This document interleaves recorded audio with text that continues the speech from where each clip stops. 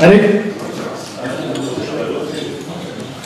Je vais passer la parole à Marc Versten qui va interroger notre invité ce soir. Pour les annonces de service importantes. On va avoir 20 ans, pas moi évidemment, DBF. C'était pardon. C'était en juin. Pardon. C'était au mois de juin. C'était au mois de juin, en 1994, qu'on s'était réunis à Redwood City pour la première fois. Nous allons en profiter pour avoir une grande célébration. La bonne nouvelle en plus, c'est que pour les 20 ans, ça sera $20, qu'on fera une réception très spéciale, qu'on fera venir également tous les intervenants que nous avons eus par le passé pour cette occasion-là. Donc j'espère que le Sofitel nous donnera une salle un peu plus dimensionnée pour l'événement. Mais voilà le plan. Donc si vous pouvez marquer vos tablettes pour le 2 juin. Autre chose, inscrivez-vous s'il vous plaît. On a un système qui fonctionne correctement pour s'inscrire, avoir vos noms sur les badges. Donc inscrivez-vous. Pour ceux d'entre vous qui n'avaient pas encore vu le site de DBF, c'est tout simplement www.lesitedbf.com. Vous pouvez vous inscrire et vous arriverez ici, tout sera déjà réglé. Après le 2 juin, nous aurons donc notre réunion du mois de juillet. Et pour ceux d'entre vous qui viennent ici pour la première fois, au mois d'août, notre passeport français ressort et nous faisons un petit break. Voilà. Donc merci à tous pour votre présence. Revenez nombreux. Notez donc le 2 juin. Dernière chose, pour ceux qui se sont garés dans le parking, vous pouvez valider votre carte de parking à la petite machine qui est là. Donc ceux qui ont oublié, là la machine qui est sur le comptoir, Thomas, là. Voilà. Donc merci à tous, bonne soirée. À Marc. Merci François. Ce soir, nous accueillons quelqu'un que j'aime beaucoup, Marc Rougier.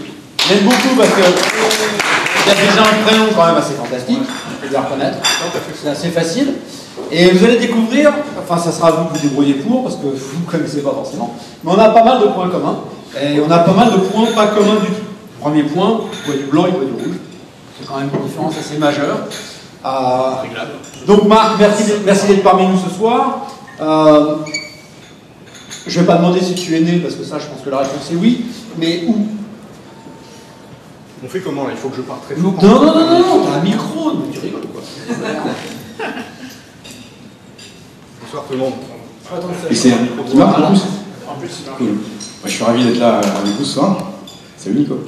Je suis né dans une ville qui fait rêver un peu tout le monde, c'est un peu le rêve de tout le monde. D'ailleurs là-bas, ça s'appelle Villemomble. Ah, vous voyez? J'ai des souvenirs. Villemomble dans le 9 cube. Ouais. Voilà, en haut à droite, en banlieue parisienne. J'ai des souvenirs d'entraînement de boxe taille dans les parkings. Ouais. Moi, à la boxe taille, je jouais et je faisais le ballon. Voilà. Je vous le déconseille. Donc, Villemomble, rayon de petite ville de la banlieue parisienne. C'était sympa. Oui, j'ai adoré, j'en ai relativement peu de souvenirs parce que mes parents sont arrivés là aussi un peu par hasard. L'histoire, c'est que ils ont eu ma sœur à 19 ans, moi ils m'ont eu à 20 ans, ils se sont fait virer de chez eux, ils se sont retrouvés dans une chambre de bonne dans le 93 et ils n'ont pas trouvé ça très sexy non plus et donc à la première occasion ils se sont cassés aussi. Ils sont partis où? Ils sont partis à Toulon. Mieux, hein, déjà, on est mieux. Le climat est plus sympathique. Toulon, je pense, c'est honnêtement la ville la plus obscène du monde. Non, sérieux. Et en fait, c'est l'endroit parfait, c'est un écrin somptueux, la Méditerranée, les falaises, le maquis, les pinèdes, la mer, et puis ils ont fait une espèce d'urbanisme sauvage, débile, là, dans cette ville-là, c'est un petit peu ce qu'on a vu. Et ils ont de la chance, enfin, c'était bien tout le monde. Jouer à la boxe taille dans les parkings toulonnais, c'est mieux. Oui, c'est bien aussi, J'ai pas fait ça. Donc Toulon, tu y es resté combien de temps? Toulon, je suis resté jusqu'à 18 ans, non, 20 ans, jusqu'à ce que je sois parti. Ouais. Donc le collège, le lycée. Le collège, le lycée, maths sup. Bonne élève. Lamentable. Ah oui, Matsup qui prend les plus mauvaises claques. Non, non, Je me non. souviens bien comment c'était fait. Coup de bol incroyable. Bien sûr, absolument. Non, non, sans déconner. Il s'est découré, il voulait piquer l'autre gars sur la liste, ça s'est passé comment? J'étais amoureux de ma prof de maths. Certes. Oui, mais ça suffit pas. Alors ça, dans mon expérience, ça suffit absolument pas. Il faut qu'elle soit amoureuse de toi pour que ça marche. Bah, écoute, si c'était le cas, je la rappellerais bien maintenant, là, parce que vraiment, c'est une... c'est pas le sujet. Non, j'ai eu le bac par hasard. J'ai eu juste le nombre de points qu'il fallait pour avoir 10 de moyenne. Je suis parti en vacances sur le pouce en Allemagne avec des potes. Et je m'étais inscrit pour une fac de je ne sais quoi, quelque part à Toulon, parce qu'ils étaient très bons en escalade et en planche à voile à la fac là-bas. Et moi, je pratiquais les deux, donc ça me plaisait bien. Et puis un jour, j'appelle mes parents, donc il y avait une fixe à téléphone pour leur dire que j'étais toujours vivant, et ils me disent « Putain, il y a un problème, il faut que tu rentres de vacances, là, parce que tu vas en Matsup. » Et en fait, ma prof de maths m'avait inscrit pendant que j'étais en vacances. Et ils t'ont pris parce que ta prof de maths t'avait inscrit? Bah, elle devait connaître des gens, ou peut-être qu'il y a d'autres gens qui étaient amoureux d'elle dedans, je sais pas. Et donc, pendant la Matsup, Voilà. parce que c'est pas du tout compétitif Matsup pour ceux qui l'ont fait, hein. Pas du tout, c'est très calme en fait, il fait rien quasiment. Bah, je Donc pense à la qu'en- fin, vers Noël, ils t'ont jeté. Non, en escalade, j'étais un des meilleurs à Matsup. Oui. Et Et donc, j'ai réussi à ramper jusqu'à Maths P. Où là, à Maths P, vraiment j'aimais ça, donc j'en ai fait une deuxième. Oui. Jury enthousiasmé, désirant d'en voir l'année prochaine. Voilà, parce qu'en fait, j'ai rien eu après la première.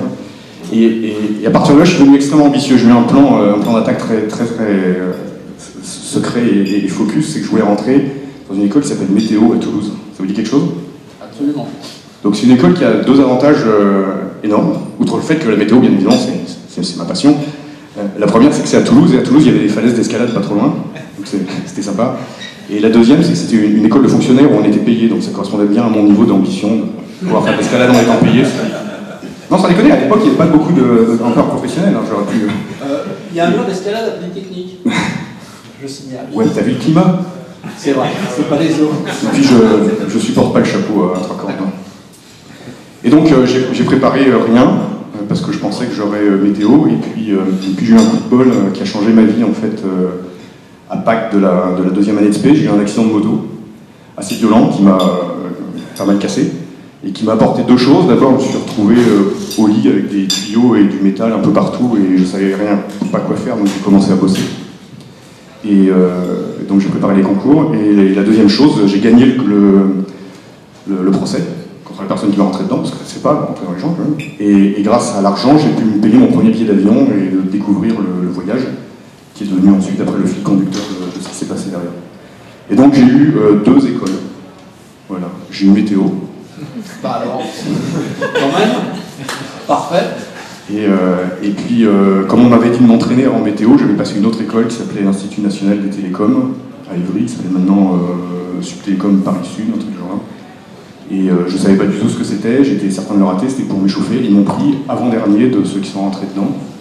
Et là, j'ai eu une première faiblesse par rapport à ma carrière, c'est que je voulais vraiment aller faire de l'escalade à Toulouse, et j'ai pas réussi à dire non à...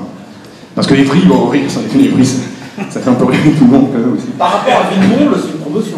Voilà, et donc je me suis retrouvé à Ivry, et je suis devenu ingénieur télécom à Ivry, sans savoir ce que c'était que les télécoms, sauf que c'était quand même la grande époque. Ouais, quand même, il y a des gens qui ont peut-être connu ici, mais... C'était vers quelle année à peu près? Je suis rentré en 85, donc c'est la grande année du Minitel, donc l'Internet était français à l'époque. On pouvait être fier de l'Internet français. J'étais fier de l'Internet français, mais bon, bref, je voulais voyager, et là j'ai récupéré le chèque du procès, et j'ai réussi à décrocher une bourse pour aller faire des études au Canada après mon diplôme d'ingénieur, et donc je suis allé ensuite à McGill University à Montréal. Donc 3 ans à l'INT, parce que si ma mémoire est bonne, c'est 3 ans à l'INT, voilà. Et puis, ensuite McGill pour faire voilà. un doctorat. Enfin, un doctorat en intelligence artificielle, en Montréal télécommunications. pour le climat aussi, je pense. Montréal, c'est super sexy, sérieux. C'est très coloré, c'est agréable, j'adore cette ville. C'est un climat de merde, mais 2-3 semaines par an, c'est sympa. Et voilà, donc je me suis retrouvé à McGill. McGill, super université, que je vous conseille, où j'ai par ailleurs la chance d'avoir ma fille en ce moment. Et donc c'était super bien. J'ai commencé, donc moi j'avais décidé de faire des choses à l'école. C'est une philosophie dans la vie en fait, c'est de ne pas passer 2 fois sur les mêmes pas. Ce qui m'interdit de faire les choses bien d'ailleurs, parce que la première fois on les fait pas très bien, et ça m'ennuie de passer 2 fois, donc j'avais appris ni l'anglais ni l'informatique au lycée avant, parce que j'étais sûr que je tomberais dedans plus tard et que je voulais pas le faire 2 fois. Donc je me suis retrouvé à McGill, qui est une université anglophone, et on faisait de l'informatique en intelligence artificielle, le truc de base, quoi, par lequel il faut commencer quand on fait de l'informatique. Et donc j'ai rien quitté. C'était juste, j'ai rien compris du tout. Mais rien. Par contre, il m'est arrivé un truc structurant. Le deuxième coup de bol de ma vie, c'est que j'ai rencontré là-bas une espèce d'être humain ou peut-être martien qui n'existait pas chez nous, c'était les entrepreneurs. Donc moi, en venant du 9-3 et en ayant passé ma jeunesse dans les parkings à Toulon, la notion d'entrepreneur, c'est pas un truc qui m'était totalement familier. Pour moi, pour être entrepreneur, il fallait être malade mental ou fils d'entrepreneur. Et donc j'étais malade mental. C'est quand j'ai vu ce mec-là, c'était une histoire fabuleuse. C'était je vous raconte l'histoire parce qu'elle est quand même rigolose. Le mec, c'était un Marocain qui a débarqué au Canada, donc il y a déjà le choc culturel, le choc thermique, je t'en parle pas. Pas de diplôme, pas de réseau, rien du tout. Il cherche un boulot, il trouve un boulot fabuleux qui est vendeur de télécopieuses couleurs en porte-à-porte. Donc le boulot dont vous rêvez tous ici. Mais il était vachement bon, il vendait des photocopieuses couleurs à tous ceux qui croisaient, y compris ceux qui n'en avaient pas besoin. À un moment donné, il croise comme ça une start-up qu'on n'appelait pas encore start-up à l'époque, dans un vieux garage, 4 mecs qui bricolaient des automates programmables avec leur fer à souder, qui se payaient même pas, qui mangeaient des pâtes chez leur mère encore, et ils leur passent la plus grosse photocopieuse couleur, donc les mecs sont super impressionnés. Et eux, ils n'arrivaient pas à vendre leurs petits cousins qui fabriquaient, ils arrivaient à fabriquer, mais ils n'arrivaient pas à le vendre. C'est souvent le cas des ingénieurs qui ne sont pas dans le marketing. Et donc ils ont appelé le mec et dit, tu peux pas nous vendre nos trucs? Et lui, il en a pris quelques-uns, il est sorti, l'après-midi, il avait vendu tout le stock, le lendemain, il en a revendu plein, etc. Mais il ne pouvait pas le payer, parce que le hard, il faut payer d'abord, et t'as pas le cash, bref, il ne pouvait pas le payer. Donc un jour, le mec, il a dit, bah écoutez, c'est bon ça. Il dit, non, il faut que tu restes. Bon, ok, je reste, mais si vous me donnez 51% de la boîte, c'est la présidence. Ah, mais non, mais ça va pas. Bon, d'accord, je m'en vais. Ouais, bah d'accord, alors. Il est venu... Voilà, la négo a duré 35 secondes, il est devenu CEO d'une boîte, et il me raconte ça, et moi j'étais à peu près dans le même état. Le choc culturel était moins fort, en venant du 9 cubes, c'est pas pareil que le Maroc, mais c'était à peu près la même configuration, quoi. Je savais rien faire, j'ai un petit peu de bagou et des débrouilles, mais je savais pas faire grand chose, et j'ai trouvé que sa vie était largement plus passionnante que celle des gens qui codaient de l'intelligence artificielle à McGill. Et donc j'ai démissionné de ma bourse, j'ai perdu le chèque, j'ai perdu le visa, je me suis retrouvé illégal au Canada. Et j'ai monté ma première boîte là-bas, sur un coup de bluff. Je suis allé le voir, je lui ai dit, tes petits autoprogrammes de merde, là, tu peux pas les vendre cher, tu dois en vendre des gros. Parce que là, il y avait 6 entrées, 6 sorties, c'était rien, quoi. Il me dit, ouais, mais si j'en fais des gros, je vais être en frontal contre les gros américains, là, les Honeywell, etc. Je lui ai dit, t'as qu'à les mettre en réseau, et prétendre que c'est un gros, faire un automate virtuel, illimité, à base de petits, comme ça. C'est 88 l'histoire, c'est pas mal. Et là, il me regarde, il me dit, c'est un vrai entrepreneur, tu regardes, tu sais faire ça, toi? Ouais. Je viens de France, on a inventé le Minitel, tu me demandes si je sais faire ça? Et ce con, il m'a cru. C'était un bon vendeur, mais on pouvait aussi lui vendre des trucs. Voilà, et donc j'ai quitté le meeting, et avec ce qui me restait dessous, j'ai acheté un PC, et j'ai appris à programmer. Un truc qui s'appelait Turbo C. Ça dit à des gens, c'est pas Turbo Pascal, juste le coup d'après. Oh oui. Voilà, bien sûr. Et Donc, donc, du C déjà, c'était bien. voilà, donc c'est comme ça que j'ai appris l'informatique, et j'ai vécu 2 ans et demi sur cette boîte qui a comme lettre de noblesse d'avoir fait plus de bénéfices que General Motors, qui perdait beaucoup d'argent, c'est pas que je pouvais pas perdre autant. D'accord. Okay. Voilà. Et donc ça c'était ma première boîte, et après j'ai voulu revoyager, et je lui ai vendu donc ma boîte. Et comme je ne connaissais rien du tout en capital ou en quoi que ce soit, je lui ai vendu, en calculant le nombre d'heures que j'avais passé, multiplié par le tarif horaire d'un ingénieur débutant, ce que j'étais, je trouvais ça honnête. Ouais. C'est plus comme ça que je fais. Ah bon? Et voilà, et donc je me suis retrouvé ensuite ayant une première expérience d'entrepreneur qui m'a bien plu.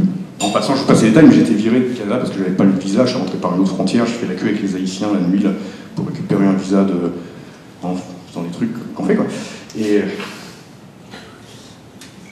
Enfin, que certaines personnes font. Et puis donc voilà, au bout de 2 ans et demi, je suis rentré en France parce que je voulais voyager, et dans les pays chauds.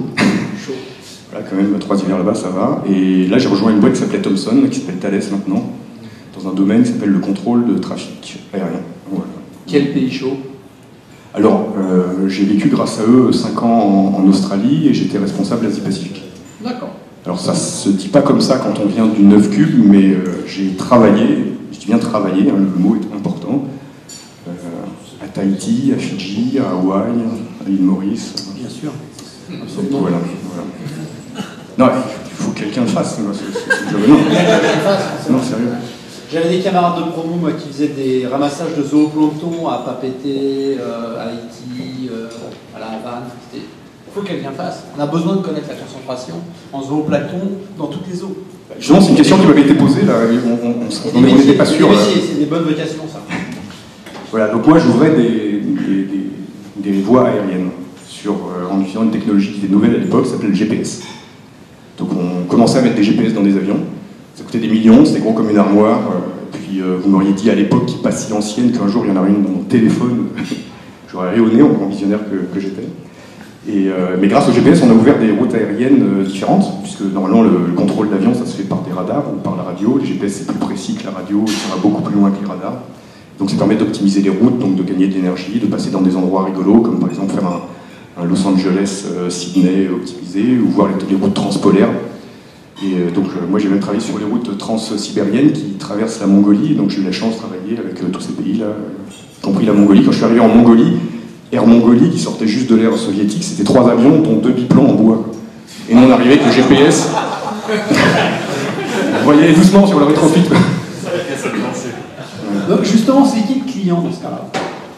Alors, en général, l'espace aérien appartient aux États. Donc on deal avec des gouvernements. J'ai dealé avec plein de gouvernements en Asie. Les plus croustillants, c'était les Chinois à l'époque. Ils sont toujours croustillants aujourd'hui, mais à l'époque, ils étaient méga croustillants. Et puis tous les gouvernements d'Asie du Sud-Est, et puis d'Asie centrale et du Pacifique. Ensuite, certains gouvernements délèguent les droits, donc privatisent la gestion. Donc pas l'espace lui-même, qui est un actif qui est national, mais la gestion, de même qu'il y a des États qui délèguent la gestion des prisons, ou des hôpitaux, ou des routes. Ça se fait également dans le monde du trafic aérien. Les premiers à faire ça, c'était l'Australie, c'était là-bas que j'étais, donc j'ai travaillé avec à la fois des gouvernements et des entités privées qui avaient délégation de gestion de ces espaces-là. C'est un enjeu stratégique assez rigolo, parce que quand un avion passe dans un espace, il paye une taxe. C'est un bon modèle, ça. Si tu possèdes un espace. Ce qui est intéressant, quand tu es une petite île, quand tu as un petit caillou au milieu du Pacifique, en général, tu possèdes un grand espace. Et ça fait chier les gens de te contourner, donc il y a un enjeu. Et ils payent. Voilà, ce qui arrive donc à travailler avec l'équipe de rugby officielle. Pourquoi je vous parle de rugby? Comme ça, c'est pas grave. Parce que on parlait d'île. je travaillais à Fidji, en Nouvelle-Zélande, en Australie et en Afrique du Sud. Ils en font un peu là-bas, ils parlent. Et ouais, la boxe taille, ça suffit pas. Là. Ça suffit pas. Voilà. Donc ça, c'est dans les années 90. Ouais, c'est ça. J'ai commencé en 90 à Et la 2000. vie dans une grande entreprise, ça t'a complètement enthousiasmé, je pense. Ça a changé ta vie. C'est un peu mon rêve, en fait. Là, je sais pas s'il y a quelqu'un dans une grande entreprise qui n'a pas un boulot pour moi, parce que ça me manque vachement. Je travaille dans une relativement grande entreprise, en fait. Pardon. Apple. Non, alors en fait, j'avais un coup de bol extraordinaire, c'est que quand j'ai rejoint Thomson, ils m'ont envoyé en Australie. Et mon chef le plus proche était à 20 000 km. Donc ça va. Là, c'est supportable. Voilà. Non, les grandes boîtes, j'adore. Moi, j'ai travaillé là dans cette boîte-là, puis un peu plus tard chez IBM, et il y a un pouvoir qui est séduisant. Ce qu'on peut faire, ce qu'on ose envisager, ce qu'on ose adresser, c'est super séduisant par rapport à ce que je fais dans mes startups. Mais avoir plus une demi-couche hiérarchique, ça commence à être lourd pour moi. Ça, je gère. On peut s'en foutre. Bon, bref. Donc, tu as continué ta carrière dans cette entreprise qui te fascinait? Voilà, donc ça s'est super bien passé. Je rêvais de voyager, ils m'ont envoyé dans tous les pays qui faisaient partie de mes fantasmes, au moins au même titre que le 93. Mais t'es parti quand même au bout d'un moment. Et voilà, alors ce qui s'est passé, c'est qu'il y a deux choses. D'abord, j'ai eu pas mal de succès, mes projets marchaient bien, jusqu'à ce qu'ils m'envoient d'un endroit à l'autre, Singapour, Afrique du Sud, Washington. Et à Washington, on devait ouvrir le marché nord-américain à la Thales. Donc, comme l'espace appartient à l'État, vous imaginez bien que c'est hyper politisé. Et c'est des deals qui se passent à... Voilà. Enfin, qui se passent partout avec des trucs qu'on ne dit pas, mais oui, ici aussi. Et c'était vraiment très très dur, et on n'est pas rentré dedans. Voilà. Donc moi, j'ai travaillé à Washington pendant 8 mois avec les gens de Capitol Hill. Et c'était très excitant, mais en fait, c'était pas moi. C'est beaucoup trop dur psychologiquement, politiquement. C'est des valeurs ou des données qui n'étaient pas les miennes. Donc j'ai échoué. Tous les autres projets en Asie ont marché, en Afrique aussi, mais aux US ça n'a pas marché. Et je me suis dit que c'est peut-être le temps de se reposer des questions. Et parmi les questions que je me posais, je me disais pourquoi les autres projets ont marché. J'avais pas de chef et ça marchait. Et souvent parce que je faisais des trucs qui n'étaient pas dans les livres. Voilà, quand je sais pas quoi faire, j'ai une idée, et quand j'ai pas d'idée, j'attends qu'on me dise de faire quelque chose et je fais le contraire. C'est une source d'idée. Et ça marchait bien, donc je voulais voir. J'avais 36 ans quand j'ai lancé ma deuxième boîte, et donc là j'ai tout laissé tomber et j'ai mis l'intégralité des sous que j'avais dans une boîte. Voilà, à l'époque j'avais une femme, des gosses, on est tous partis sans rien, on est reparti à zéro sur une start-up qui voulait tout simplement résoudre un problème d'informatique qui existait depuis 20 ans, qui n'avait jamais été résolu, donc c'était pas exactement gagné d'avance. Et c'était quoi le problème? Alors ça s'appelle la virtualisation d'applications. Oui. Donc je sais qu'il doit y avoir des gens parmi vous qui comprennent ces mots-là. En gros, ça consiste à détacher une application de l'instance physique sur laquelle elle vit pour pouvoir la trimballer à gauche à droite, la protéger contre les pannes, la protéger contre les montées en charge, etc. C'est un problème qui commençait à être adressé par une boîte bien connue qui s'appelle VMware. Donc l'histoire de VMware, que vous connaissez sans doute, est assez amusante parce que c'est commencé sur un petit logiciel gratuit qui était utilisé par les geeks pour pouvoir jouer des jeux Microsoft sur leur boîte Linux.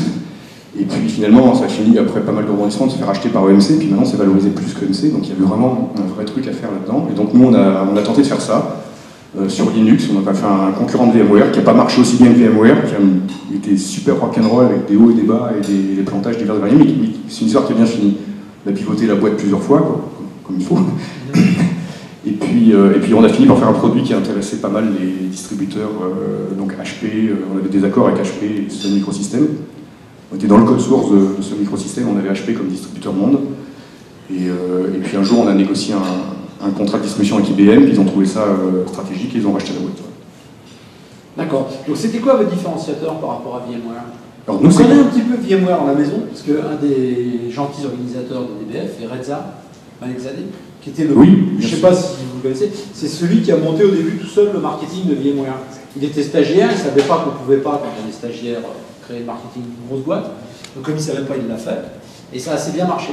Et lui, au début, il n'a pas ciblé les jeux, il a ciblé les gens du QA, du testing. Et je me souviens que ma boîte, à l'époque, avait été un gros utilisateur de ça, parce qu'on distribuait un logiciel sur une dizaine de versions de Windows, avec les patchs, les machins, enfin tous les trucs que vous avez dit. Ça voulait dire avoir 10 ordinateurs différents avec la configuration toujours la même. Et VMware, ça permettait de dire, voilà, je crée une machine virtuelle avec cette version de Windows, cette configuration-là, je la sauve, je peux la réinstaller quand j'en ai besoin, réinstaller le logiciel, faire les tests et tout, tout ça sur la même machine. C'était assez super. Tu expliques ça très bien, moi je ne vais pas rentrer dans les détails parce que je n'ai pas compris grand-chose de ce qu'on a fait pour l'instant. Ouais, quand même. Alors, de haut niveau, une machine virtuelle à la VMware, c'est fait pour faire de l'administration système. C'est-à-dire que tu poses ton application dans un espace où tu vas allouer des ressources. Et ces ressources-là, voilà, elles sont protégées, etc. Voilà. Nous, ce qu'on a fait, ça s'appelle des containers. Un truc qui est redevenu à la mode depuis peu grâce à Docker. Ouais. Qui connais un peu Docker. Boîte absolument fabuleuse, avec des gens brillantissimes dedans. Et quand je les vois, ça me fait ultra plaisir et ça remue un tout petit peu de nostalgie. Parce qu'en fait, voilà, c'est l'idée du container, c'est de faire de la gestion beaucoup plus fine des ressources. Et aussi, nous, on pouvait bouger les applications, donc la déplacer d'un serveur A à un serveur B, pendant qu'elle tourne. Donc c'était assez rock'n'roll. Ça, on ne sait pas faire avec Docker, en fait. Non, voilà. Donc nous, on a fait ça, et ça a été acheté par IBM, et maintenant, c'est dans le AIX, donc le Linux commercial d'IBM, qui tourne beaucoup à Wall Street et dans la finance. C'est le seul Unix commercial qui fasse encore de l'argent aujourd'hui. Ouais. Et donc toute la partie virtualisation, container, gestion d'application et de charge, c'est notre techno demain. Tu connais bien les gens de Docker? Je connais pas bien les gens de Docker, je les connais un petit peu, on se croise de temps en temps. Avec, ça va s'arranger vite fait ça. Avec, je suis au bord de Docker. Avec Fortito et compagnie, on arrive à les croiser. Okay. Mais magnifique histoire et je connais bien les tenants et aboutissants. Ouais. C'est une belle histoire Docker, c'est amusant. Et nous, on avait réussi à lever 13 millions, un peu plus de 13 millions d'euros. Boîte française. Boîte toulousaine. Ouais. Et voilà. Alors, je comprends tout, sincèrement. J'ai passé un an, moi, parce que je voulais pas faire météo, mais j'ai fait quand même l'école de la météo, l'ENSTA, qui est la grande école météo. Et du coup, la première année, nous envoyait à Toulouse. Et j'étais assez déçu, parce que je voulais faire une parisienne quand même, pas trop sérieux, quoi. Et en fait, Toulouse, c'était bien, parce qu'on était complètement dégagés. On n'avait rien à voir à faire avec l'administration de super-héros qui nous accueillait. Donc on était juste là pour faire une année. On profitait de toutes les boîtes, tous les bars de la ville. Et la bouffe est bonne, le vin est bon, la bière coule à flot, il y a des grands spectacles, il y a beaucoup de trucs très sympas à Toulouse. Et il fait beau, surtout quand on arrive de Paris. Non, c'est C'est génial. bien à Toulouse, c'est super. Ouais. Moi, je suis arrivé là-bas par hasard, c'est quand j'ai monté ma boîte dans la virtualisation, je cherchais à embaucher des ingénieurs, c'était en l'an 2000. Alors, je ne sais pas si vous vous souvenez de l'an 2000, Oui. mais 2000-2001, il y avait deux caractéristiques contradictoires sur le marché en France. Premièrement, c'est que la bulle Internet avait explosé, début 2001. Et donc le mot start-up en lui-même, c'est une insulte, hein, personne ne voulait y aller. Et l'autre truc, c'est que le marché se portait super bien, le marché de l'emploi se portait super bien, les ingénieurs avaient tous des jobs de malades, bien payés, dans des bonnes boîtes, au chaud. Et moi, je leur ai proposé de monter une start-up, donc déjà le mot qu'il ne fallait pas dire, pour résoudre un problème informatique qui n'avait pas été résolu depuis 20 ans, avec très peu d'argent, sans visibilité sur quand on mourrait, et que ça serait très dur et que ça serait mal payé. Et bizarrement, il n'y a pas eu des foules qui sont joints à moi. Et non, c'était super dur de créer une équipe, c'était super dur. Et puis j'ai trouvé une équipe de malades mentaux à Toulouse. Il y a de super voilà. Pour replacer un peu en perspective, quand il dit que c'est un problème difficile qui n'avait pas été réglé, j'ai discuté avec les fondateurs de VMware qui me disaient que quand ils ont créé leur boîte, ils ont eu du mal à lever de l'argent parce que les VC allaient voir Intel en disant il y a des gars qui vont virtualiser le processeur Intel. Et Intel répondait c'est pas possible. C'est impossible techniquement. Ils peuvent pas. C'est impossible. Et les gars n'ont pas réussi à lever d'argent. Ben nous, dans une des due diligence ici, on a eu dans les due diligence ici, il y a un mec qui a trouvé un papier écrit par un PhD de je ne sais où aux US qui démontre que c'est pas possible. Pas simplement qu'il le dit, mais qu'il le démontre. Donc c'est un petit peu délicat de le dire. Il y a plein de domaines comme ça. Ça m'est arrivé aussi une fois d'être dans un truc où c'était démontré que c'était pas possible. On arrive à changer généralement un tout petit peu l'hypothèse de base. Ok, on va pas faire 100% du problème. On va faire que 99. Et du coup, on peut trouver des solutions. Qui a trouvé les solutions à votre problème chez vous? Alors mon CTO, il s'appelle Marc Vertès, c'est un vrai chercheur, c'est un type, il lit le code source d'Unix pour s'endormir le soir, c'est vraiment un mec qui est là, qui est dedans, et puis quand ça l'ennuie de coder en C, pour ceux parmi vous qui codent, c'est parce qu'il préfère coder en assembleur, et il code en assembleur parce qu'il faut se faire comprendre un petit peu de temps en temps, sinon c'est en binaire direct dedans. C'est vraiment un gros malade, et il a redéveloppé déjà dès qu'il y a une boîte qui sortait, une boîte physique avec une CPU dedans, il portait Linux pour le mettre dedans. Et donc il a commencé par sa carrière en portant Linux sur les objets les plus petits possibles. Alors aujourd'hui, à l'ère de l'Internet des objets, c'est ridicule de dire ça, ou en tout cas c'est commun, mais cette histoire-là, elle a 15 ans. Et donc c'est un type qui bricolait très très profond. Et pour porter Linux dedans, il réécrivait les schedulers, il réécrivait la façon dont on gérait la mémoire partagée pour que ça prenne moins de place, etc. Et donc il connaissait ces aspects système par cœur à une époque où le monde sortait des aspects système. C'est l'époque où on commençait à faire le J2E, etc. Toutes les couches d'abstraction pour que plus personne jamais ne mette la main dedans. Et lui, il était un des rares à continuer à trifatuler là-dedans et il pensait que c'était faisable. Et le fait est, c'est que ça a été faisable, mais il pensait que ça serait faisable en 6 mois et ça a mis 3 ans avant de commencer à tournicoter. Et après, il a fallu encore 5 ans chez IBM pour que ça marche vraiment au niveau entreprise dans AX. Donc c'était un putain de problème. Ouais, c'est un travail très compliqué. Très très compliqué. Le nom de la société? La société s'appelait Meiosis. Voilà, et puis on a eu jusqu'à 12 VC. Français? Il y a eu des Français, il y a eu des Allemands, il y a eu des Américains. Dans les Américains, il y a eu Cisco Corp. Dans les Allemands, il y a eu Wellington. Eric Archambault? Alors, il n'était pas encore là, il était même pas encore chez Benchmark à l'époque. Oula, voilà. C'était quelle année? Voilà. 85, 95, 87? Non, 2001, 2002. Non, oui, non, par contre, il était chez Benchmark. Il était chez Benchmark. Voilà. Il était chez Benchmark à Londres, je crois. Voilà, il n'était pas encore chez Archambault. Ouais. Parce qu'il est passé chez Archambault après. Et donc, il y a eu Partech, qui sont restés des bons amis. Lui, il y a eu Alven Capital, des bons amis aussi. Et puis, il y en a une bonne partie qui sont morts depuis qu'ils existent plus. Ça arrive. Et donc, une petite boîte française comme ça, vous faites racheter, petite, quelle taille? 35 personnes. Bien.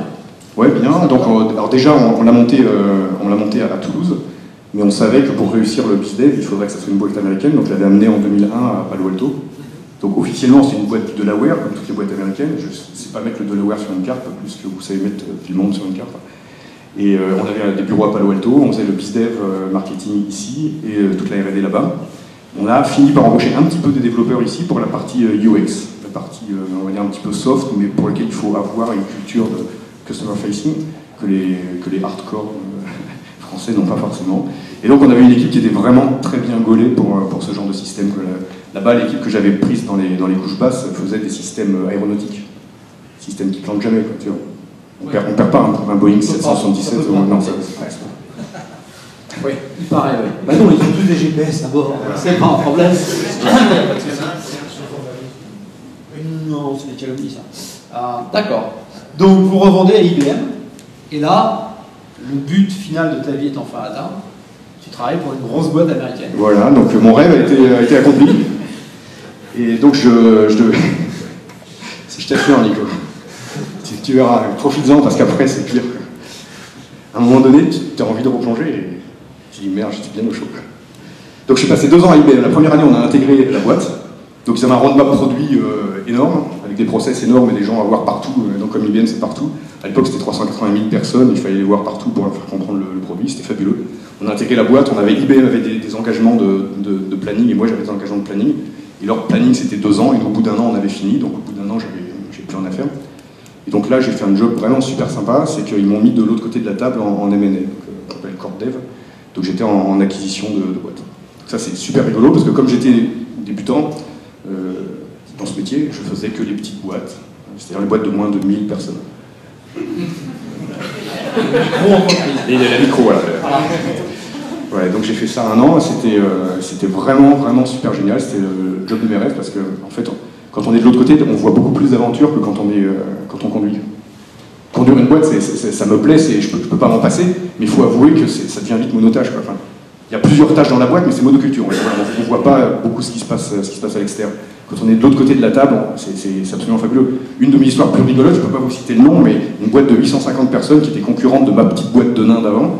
Quand j'étais 35, je suis allé la voir pour leur proposer un partenariat. Ils ont dit fuck, fume. Non, ils ont dit non. Et après, je suis allé les revoir avec la carte IBM. C'était marrant. C'est des petits moments de plaisir. Et enfin, bien sûr. on est des hommes. Hein. Mais oui, non, mais je critique pas, ça c'est arrivé à d'autres. Arrête, c'est arrivé à d'autres. Voilà, donc tu es resté combien de temps chez IBM?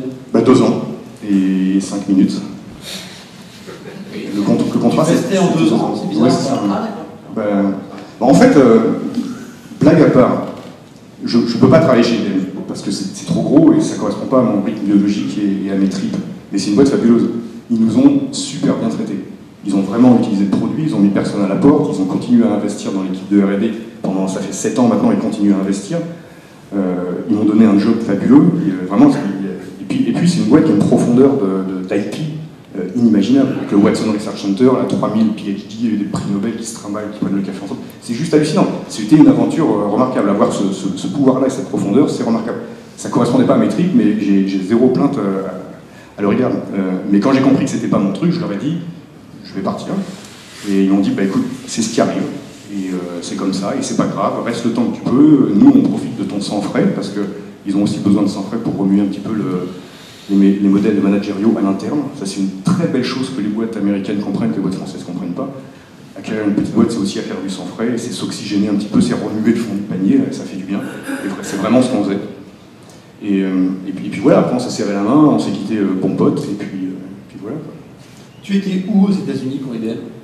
Alors j'étais à Austin pour la première partie, c'est-à-dire l'intégration du produit, parce que le produit était dans AX, et l'équipe de R&D de AX était essentiellement à Austin. Et après j'avais plusieurs sites sur la côte Est pour la partie Corp, dont Armonk, où il y a le headquarter, et Poughkeepsie, parce qu'il se trouve qu'on avait un business dans le High Performance Computer qui était à Poughkeepsie. Poughkeepsie qui est à peu près aussi excitant que Villemont. Ouais. Est-ce que Austin t'a rappelé Toulouse? Oui, absolument. Tu l'as remarqué aussi? Alors complètement. D'abord, j'ai adoré Austin, à ma grande surprise. Moi, je pensais que me perdre au milieu du Texas avec 12 heures de route dans n'importe quelle direction avant de toucher la moindre ville, ça serait un calvaire. En fait, il y a une scène underground grâce aux étudiants qui est remarquable. J'ai eu la chance de faire 3 South by Southwest et puis je connais vraiment très bien tous les bars de la 4e et de la 6e. Et certains me connaissent bien. Et je ne m'attendais vraiment pas à ça au milieu du Texas. Quoi. En fait, il y a un esprit de créativité, de liberté qui vient de la musique à la base. Et puis après, la musique qui s'est étendue sur tout ce qui est digital, le cinéma, etc. Et puis maintenant, le monde des startups, et c'est très intéressant. Ça reste un trou paumé quand même. Pour s'échapper, c'est un peu dur. Ça s'est bien développé à un moment, dans les années, milieu des années 90, je crois. Ça se développait, il y avait beaucoup de boîtes qui s'y mettaient. Apple s'y était mis parce qu'il y avait eu un tremblement de terre dans les années 90, il s'était dit qu'il faut qu'on mette des gens ailleurs pour éviter qu'il y ait un shutdown complet si ça recommence. Il y avait Metroworks qui était là-bas, c'est eux que j'étais allé voir. Et il y a ce resto de viande, le grill, au nord-ouest, qui est fantastique, là, au bord d'une rivière. C'est un truc. C'est le premier endroit où je suis allé manger petit sushi. Je suis désolé d'interrompre. La première fois que je suis arrivé aux États-Unis, un piège de Jean-Louis, j'étais arrivé pour aller voir Metroworks. Et donc j'arrive avec ma mentalité de petit français qui arrive de la banlieue est, donc préparé à très mal manger. Et on arrive dans ce resto et quand même, vous arrivez de France, ouais. Vous avez jamais mangé de la bonne viande. Gentil quoi. Et il m'a ramené des choses à un sampler. Et j'avais jamais mangé ça. Et c'était fantastique quoi. Ils ont des grilles, des trucs fumés, des viandes. Tu te connais dans ce truc-là? Ouais, non, je connais ce que tu parles. Le seul Super problème, sympa. c'est que ça crée des modèles d'Américains qui font tous 50 kilos de plus que moi. Ouais. Et de toi, je... Ça va. comment dire. Et voilà, après dans les bars, il faut que ça se finisse bien, parce qu'ils ils sont faciles aussi là-dessus, quoi. À Villemont, mais ils ne seraient pas dépaysés, quoi. Non, ça va, ça va. Ouais. Il y a des points communs aussi. Non, des points communs. Donc IBM, ça a eu un temps fini, 2 ans. Voilà. Et après, qu'est-ce que tu nous fais? Alors après, j'avais vraiment envie de monter une boîte. Bizarre. Et donc ça, c'est en 2006. Et donc à l'époque, je croise un type qui s'appelle Ludovic Lemohan, qui est un ami, et qui venait à peu près concomitamment à moi de vendre sa boîte à Wavecom, une boîte dans l'Internet des objets qu'on appelait le M2M à l'époque. Et on se croise tous les deux, on était à peu près le même tranche d'âge, même cycle de vie, même conneries tous les deux, enfin vraiment provinciaux, avec envie de s'amuser. Et on dit il faut absolument qu'on fasse un truc ensemble. On a regardé de façon macroscopique qu'est-ce qu'on pourrait faire. On s'était dit à l'époque 2005 que l'Internet allait rentrer dans les téléphones portables. C'est pas complètement con. On s'est dit par contre il ne va pas rentrer tel qu'on le connaît là parce qu'il ne va pas loger. Donc probablement qu'il faut le découper en petites applications et que ces petites applications, il faudra laisser aux gens la possibilité de les choisir et de mettre celle qu'ils veulent dans le téléphone. Parce que le téléphone c'est trop petit, puis à cause de la latence, de l'écran, etc., ça ne va pas. Et donc on a développé un store de widgets où on avait capturé un certain nombre de services qu'on avait soit écrit en WAP, soit en Java mobile. Et on avait offert sur 500 types de téléphones différents la possibilité de s'inscrire sur un store, de prendre des applications. Mais je ne sais pas si ça vous rappelle quelque chose comme modèle. Et on se trouvait malin. Ça a pas mal marché. On a eu 1 200 000 téléchargements mobiles, pré-iPhone, pré-Internet illimité sur le téléphone. Donc on se trouvait assez bon. Et puis après, il y a un autre mec qui a eu la même idée, le regretté Steve. Il a eu pas mal son idée, là, il a pas mal fait. Bon, il a eu avant nous, je ne suis pas du tout en train de suggérer qu'on nous a volé quoi que ce soit, c'est pas du tout le sujet, c'est juste que la concomitance des sorties nous a été malheureuse, mais on a été super contents quand il est sorti son truc, parce qu'on s'est dit, c'est génial, il y a un pont qui va évangéliser le marché, qui va dire au marché que c'est bien de faire ça, et donc c'est génial, et il l'a fait, il a évangélisé le marché, puis après, il l'a pris. Et on s'est retrouvé avec un produit qui ne servait à rien, en gros, mais comme on n'était pas malin, on s'est entêté. On a fait une deuxième version, qui n'était vachement mieux que la première, qui n'a pas marché mieux, une troisième, et puis à la 12e, on a suggéré qu'il serait peut-être le temps de pivoter. Et donc on n'a pas fait aussi bien qu'auraient fait les Américains bien cultivés sur cette histoire-là. Nous, on avait mis trop de tripes et trop de croyances et trop de motivation dedans, et puis voilà, on s'est un petit peu entêté. Mais ça valait le coup, c'était un bon coup, je pense que la vision n'était pas mauvaise, l'exécution n'était pas trop mauvaise, mais il y avait plein de trucs qui n'allaient pas. En fait, le business model qu'on a fait, c'est un business model de pub. C'est-à-dire que les gens cliquaient sur des bannières. On a réussi à capturer des belles campagnes de pub mobile à l'époque. On a eu Apple, on a eu Canal+, on a eu SNCF, des gens qui venaient, mais seulement les gens cliquaient pas. C'est bizarre, hein. Quand tu étais en 2G et demi, qu'il fallait attendre un quart d'heure pour une page, les gens cliquaient pas. C'est bizarre. Voilà, donc c'était raté et on a décidé en 2010 d'abandonner. Voilà. Donc on a pris un peu trop de temps à pivoter, par contre le pivot, on l'a fait de façon très violente. On s'est dit, soit on arrive à faire un autre produit en 6 semaines, produit qui marche, soit on arrête tout. Ok. Voilà. Et là, on s'est dit, qu'est-ce qu'on a comme actif? Alors, on avait déjà une équipe de développeurs à Toulouse, fabuleux, vraiment des mecs brillants, qui avant avaient fait le système Just. Vous avez entendu parler de Just? Oui, bien sûr. Un projet de TV sur IP des fondateurs de Skype. Basé en SVG. Voilà. Just, ils ont levé 35 millions en seed. 35 millions en seed. Et ils se sont plantés. Et je leur ai piqué leur équipe, c'est comme ça qu'on a fabriqué notre équipe. Donc c'était bon parce que le back-end c'était solide. Apple a piqué l'autre moitié de l'équipe. Ben voilà, ouais. Ils avaient une partie de l'équipe qui était à New York et l'autre qui était à Toulouse. Ouais, on en a piqué pas mal. Voilà, donc j'ai monté comme ça, donc j'avais une bonne équipe. Et puis l'autre truc, c'est qu'on avait appris à mettre l'internet dans un téléphone.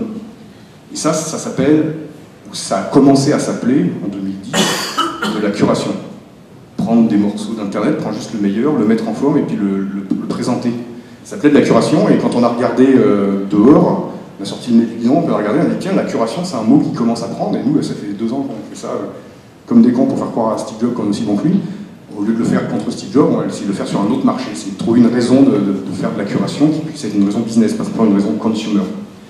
Et donc on s'est dit, bah voilà, on va offrir une plateforme qui permet aux entreprises de faire de la curation. Pourquoi on pensait que les entreprises auraient besoin de faire de la curation? Parce que la curation c'est du contenu. On était rentré à cette époque, 2010-2011, dans le fait que les gens commençaient à réaliser que sans contenu, les entreprises n'existaient pas. Il fallait qu'elles communiquent comme des malades, donc il leur fallait du contenu. Certaines, comme Red Bull, ça envoyer des hommes dans l'espace et les faire redescendre en parachute pour faire du contenu, mais la plupart n'ont pas ces moyens-là. Donc on s'est dit, bah, si on veut transformer toutes les entreprises du monde en curateurs sur leur valeur... Explique-moi ce que c'est que la curation de contenu, parce que c'est évident pour toi. Genre, j'ai pas bien expliqué là. C'est quoi exactement ce que c'est que la curation de contenu, s'il vous plaît, dans la salle? Est-ce qu'il pourrait y avoir un doigt, moi qui sais? Oui, merci. Voilà. Bon, tu peux nous résumer, s'il te plaît? Donc la curation, c'est la sélection, l'édition et le partage de contenu qui existe déjà.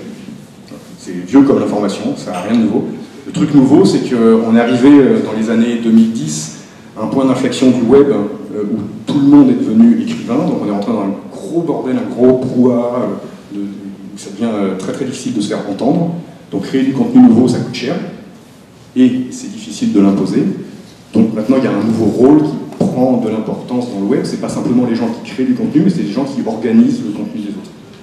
Voilà. Donc si on est un curateur, c'est un organisateur. Ça vient du mot museum curator, je veux dire commissaire d'exposition en anglais. C'est les gens qui préparent les expositions dans un musée. Vous pouvez avoir des commissaires d'exposition qui ont des signatures méga célèbres, c'est des superstars dans les musées. Pourtant, c'est rarement eux qui n'ont pas inscrit les trucs, même. C'est jamais eux. Et simplement, ils ont trouvé les bonnes pièces, et ils les ont mis en contexte, ils ont rajouté une perspective, une couleur, un cheminement. Donc ils racontent une histoire avec le contenu d'autrui. Et ces gens-là, ils ont de la valeur, ils sont reconnus parce qu'ils font leur travail bien. Et donc on s'est dit, bah, ça serait sympa d'offrir ça aux entreprises. Les entreprises qui veulent communiquer sur leurs valeurs, qui n'ont pas forcément les moyens de faire que du contenu original créé, peuvent aussi devenir curateurs sur leur sujet de prédilection, sur leur sujet d'expertise. Et nous, on les aide à trouver du contenu, on les aide à l'éditer, donc à le mettre en forme, puis à rajouter un petit insight qui le personnalise, et puis on les aide à le diffuser sur un ensemble de canaux où ils veulent exister. C'était pas mal expliqué, non? C'est bien, c'est mieux, tout le monde a compris? On est d'accord? C'est parfait. Donc ça, c'est 2010. Et c'est à Toulouse. Voilà, c'est 2010 Toulouse, on te donne 6 semaines, au bout de 6 semaines, on ouvre en bêta privée.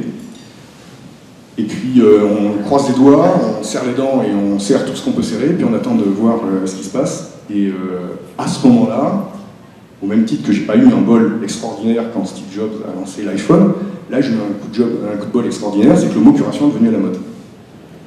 Début 2011. Le switch, on l'a fait en décembre. On l'a annoncé en fait à Le Web de Littlemer en décembre.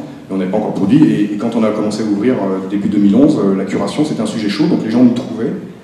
Et ils nous essayaient, et puis ça leur plaisait. Et puis on a eu une viralité qui est partie toute seule, alors qu'on était en bêta privée. On ne communiquait pas, on n'a pas mis 1 euro de com dessus. Et les gens ont commencé à utiliser la plateforme, donc on a trouvé que c'était plutôt sympa. C'était le signal qu'on voulait pour ne pas mourir, parce qu'on avait moyennement envie de tout laisser tomber. Il y a eu une petite restructuration d'équipe.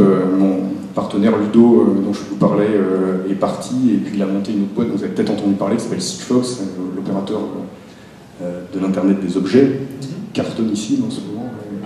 Voilà. Et puis c'est Guillaume de Cugis, mon autre associé, qui avait lui aussi vendu une boîte à MusiWave et à Microsoft dans la musique mobile, qui est à bord maintenant avec moi. Et bref, on a lancé ça, et puis on s'est dit, bah, puisque ça marche, on va faire une version business. Parce qu'on ne voulait pas en faire une plateforme de partage de lolcats, de bisounours, ce genre de trucs, il y en avait suffisamment sur le web. Puis surtout ça, on ne sait pas comment le monétiser. Pour le monétiser, ce genre de truc, il faut des centaines de millions de VU, et c'est pas gagné, quoi. Et donc nous voulions un truc vraiment business, monétisable, avec un vrai business model derrière. Et donc très rapidement, on a ouvert, donc, en novembre 2011, une version payante de la plateforme. L'investissement, ça s'est passé comment en France? Vos premiers investisseurs, ça s'est mal passé pour eux, je pense. Ah oui, non, ils ont adoré. On a levé 6 millions, et puis on leur a dit, bah finalement non. Oui. Non, vous avez refait des tours en France? Voilà, alors en fait ce qui s'est passé, c'est que quand on a décidé de pivoter, le coup des 6 semaines, c'était un accord commun avec mes associés, avec mes collaborateurs, tout le monde était dans la boucle, c'était... on a mis beaucoup de temps avant d'ouvrir le débat à tout le monde, parce qu'on ne voulait pas stresser les gens, mais quand on a décidé de pivoter, on en a parlé pour à tout le monde, y compris bien sûr à nos investisseurs. Et ils étaient d'accord avec le plan. Ils disaient, plutôt que de tout perdre Et puis même ramasser tout à la casse, c'était pas un grand intérêt. Donc ils ont joué le risque, ce qui est leur métier. Je pense qu'ils l'ont vraiment très bien fait. Beaucoup de respect pour la façon dont le pivot s'est passé en passant. On n'a pas été mis sur le grill, il y a eu quelques tensions et quelques déceptions, mais c'était vraiment un vrai environnement de travail.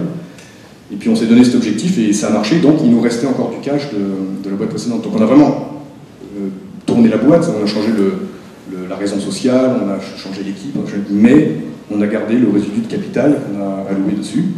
On s'est donné des objectifs et à l'issue de l'atteinte de ces objectifs, on a relevé un tour auprès des membres pour venir aux US. On s'était dit si on arrive à faire 5 millions de visiteurs uniques sans dépenser 1 euro de marketing, on vient aux US. Et puis on est arrivé à 7 millions avant de venir aux US. On n'a pas encore dépensé en marketing. On s'est dit bah, c'est le bon moment de tenter la vraie boîte. Et dans l'internet, une vraie boîte, pour moi, c'est aux US. J'ai rien contre le marché européen, et le marché européen peut être très très bien pour plein de choses, mais dans l'internet, il faut être américain. Et incidemment, j'ai vendu plus de licences en France en disant que la boîte était américaine qu'en disant que la boîte est française. Oui, ça c'est bien connu. Ça marche à tout. Donc ce modèle-là est éprouvé. Donc tes investisseurs français, c'était des vrais VC français? Oui, oui. J'en connais un, je crois. Partech, Je connais Elaya. que je connais depuis super longtemps. Elaya, que je connais pas depuis super longtemps parce que Elaya, c'est pas vieux. Non. Mais je connais tous les gens qui sont dans Elaya depuis super longtemps parce que Marie Eklund, qui a entre autres connu en ce moment pour être la présidente de France Digital, dont j'aurais pu profiter du moment pour vous faire un peu de pub, ou pas. Qui a financé Criteo. Voilà, elle a financé Criteo, mais le premier investissement qu'elle a fait dans sa vie, c'était ma boîte Mélosis. Donc on se connaît, voilà, on se connaît depuis ce temps. Ok, elle m'avait pas dit ça. Voilà. Elle n'était pas dans Elaya parce qu'Elaya n'existait pas. Elle était en CPR online. C'est comme ça que j'ai connu Guillaume. D'accord. Guillaume est venu la première fois. Marie m'a demandé si je pouvais prendre un petit déjeuner. Voilà. Et sinon, on a Orcos Capital aussi, qui était. Alors, Elaya et Partech, c'était des investisseurs de ma boîte précédente. Orcos, c'était l'investisseur de la boîte précédente de Guillaume. Et on a un quatrième investisseur qui s'appelle XO, qui est un Toulousain, qui était l'investisseur de la boîte précédente de Ludo. Donc en fait, on a bénéficié de notre âge. Voilà. Ça n'a pas que des avantages d'être vieux, mais là, c'est un avantage, c'est qu'on connaissait des gens. Bah, c'est du network, ça s'appelle ici. On en fait un peu. D'accord. Donc là, maintenant, ça marche bien. Parce que la mémoire est bonne. Ouais, ça marche bien. Je le dis avec tous les guillemets et les italiques requis, parce que je sais que les marches sont hautes. Ça se passe bien, on a une bonne croissance, le modèle business prend.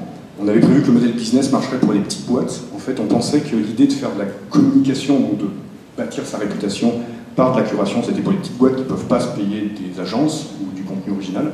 Et en fait, on a découvert que des grandes boîtes viennent aussi. Donc on a deux façons de vendre. Une, c'est en ligne, des petites boîtes qui mettent leur carte de crédit, qui s'abonnent, modèle SaaS B2B classique, très commun aux US, qui marche moyen en France. On n'a pas encore la culture de la carte de crédit en ligne, mais aux US qui marche très bien.